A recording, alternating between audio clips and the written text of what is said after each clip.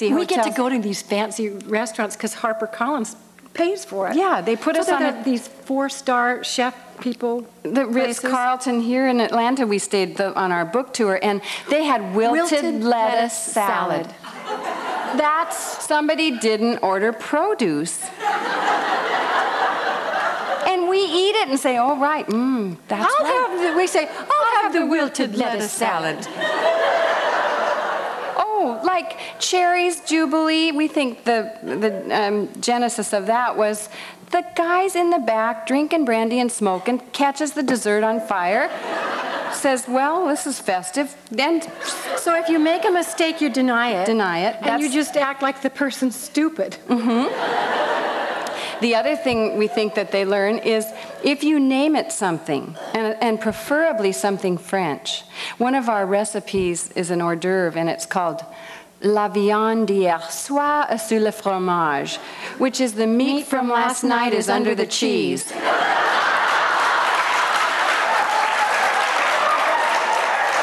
And anytime you don't know what dinner is, like say you threw something together. Call it Marengo. And the reason, Marengo. Here's why. Have you heard of chicken Marengo? It's a famous dish.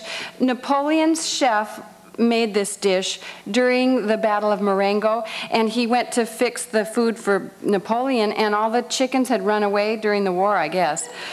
And so he only had a couple of them, and so he had to makeshift like we all have to do, throw stuff together. And he put some truffles in there, those mushroom things that pigs dig up, and added egg, I think, and crawfish with this. And he called it chicken Marengo, and now it's a famous, famous dish. People go to school and learn how to make it. So I say, anytime you have to scrounge in the kitchen, name the dish Marengo, whatever, eggs Marengo. Or we have hors d'oeuvres almost every night, and people go, yeah, like we have time for hors d'oeuvres. It's no big deal. It's probably dinner, but cut on the bias. Or on a skewered part of dinner. Because have you ever noticed that men, they don't handle hunger as well as we do? No. They don't. They get real.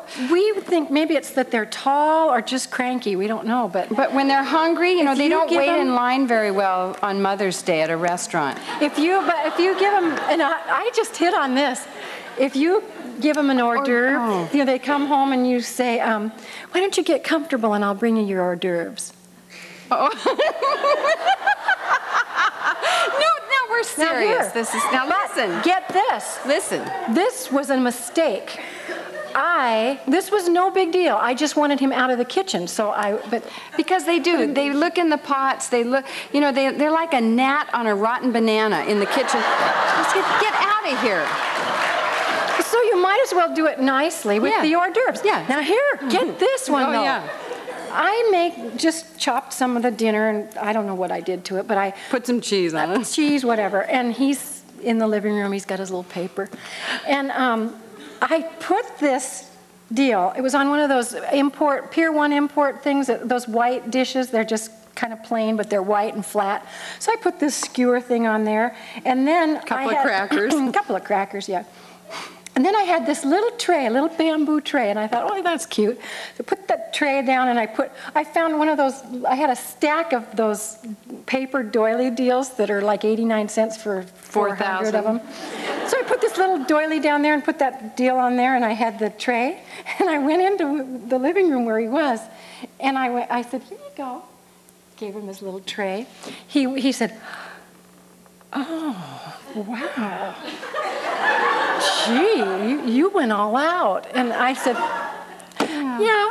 And I went to the kitchen, and I called her. I said, what is it with the tray? And I said, it's a king thing. See, I kind of had to go,